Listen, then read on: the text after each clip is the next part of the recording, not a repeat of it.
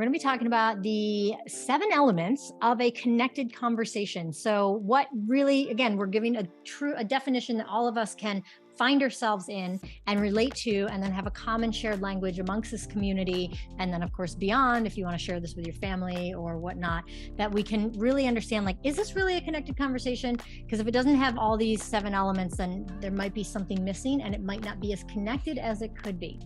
So the first one is engagement. Both partners need to show a genuine interest and invest themselves in the conversation. So it means that you're actively participating, focusing on each other's words and emotions. So you are engaged. Yep. The next one is active listening. And active listening it's super, super vital because it's really easy to tune out, and it's about being attentive, seeking understanding, asking questions, being in tune with the other's perspective, their emotions and things like that. You're really listening for the whole thing. Actively. So right, you're not thinking about what you're going to say next. You're listening. All right. Turn taking's a big one. Taking turns expressing yourselves and giving each partner an ample time to share their thoughts and feelings. So that's taking turns, not just one-sided, but really giving a chance to go back and forth. We're going to give you a practice on this later on today, where you're going to have an actual tool to help you with turn taking, and really be mindful of avoiding interrupting so that you can create a safe space for each and everyone's open expression. That one's big. I know when I feel interrupted, I shut down. I don't know. I'm like, okay, well, I'll either lose my thought or I'll just feel like, all right, well, he's not hearing me. And so I shut down. So it's really important to have a back and forth. Yeah, it's super important. And this is good for like sales conversations too. Like these are all elements that would be in a connected conversation, because people buy from people they like. And so it's a very similar kind of thing. I was even just on a sales call the other day, and the person that was trying to sell me something was not connected to me at all. He was not listening to me. And I was just like, there's no way in heck I'm going to buy from you, man. Like, you're not even listening to the words coming out of my mouth. So off the beginning. Okay. The next one is coherence. And so the confrontation maintains coherence. Conversation. You said confrontation? Oh, the conversation. I don't think I did, but maybe I mean the confrontation. There's some coherence. The conversation maintains coherence. So that means that it's relevant. It's about the things that you want to discuss. It doesn't go all over the place. It's not in all these different things. It's not built upon previous discussions. It's not, remember back then. And it's relevant to the thing that's happening right now. All right, what's the next couple? Oh, this one's a good one. Respectful communication.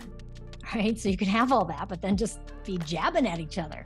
So when couples can communicate respectfully, value each other's thoughts and emotions, you create an atmosphere of acceptance and support, which then fosters vulnerability and trust. So respectful communication. So, one of the things that I'm practicing is this thing called the Sufi gate.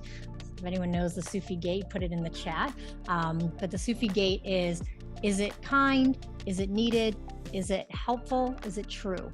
And so there might be something I see that I want to say. I think one of them is necessary. Necessary. Is it needed? Necessary. Needed. Yeah. Yep.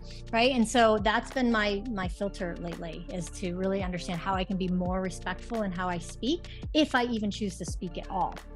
Yeah, it's quite a thing. All right, so then the last two is the nonverbal cues. So this is a big one, and if you're standing with body language and your eyes are your arms are clasped and you got a scowl on your face, that's going to shift up the conversation. And I know that Tracy just did a beautiful thing with the Queens, and so Queens, she's got a great call. If you didn't watch it, you can go back and watch this part. But she talks a lot about communication and nonverbal cues and the things that you're not saying, but you could be saying, but you are saying, whether you realize it or not. So a lot You'll of all this, get to see Tracy in a moment. Yeah.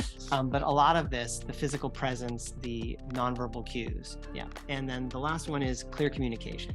Straight up, clear communication. So you want to strive to make sure that you are having clear and effective communication. You can express yourselves honestly, openly, using words. Again, words are powerful, right? Spelling, curses.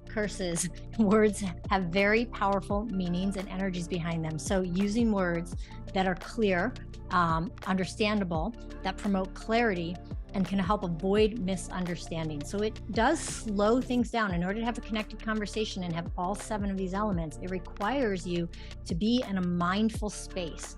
And the tool we're going to teach you today is also all about showing up and being 100% availability to be in this connected conversation space. Yeah, so some of you that I know well or know somewhat well, this is like super powerful. You can take down the slide. Thanks so much. Yeah, thanks, Andrew. It's a big one to just take a moment to slide down, to slow down and have this conversation. We're too busy. We don't have the time for that. And when we're too busy and we don't have the time to prioritize our relationship, prioritize this connection. Your time's going to be taken by the petty arguments later on. Totally. Either do it now or do it later, and it won't be so fun later. It's just like working out. If you don't work out, you don't take care of your body, it's just going to fall apart and you're not going to be healthy as you age. But if you take the time, put in the time, it really makes a difference.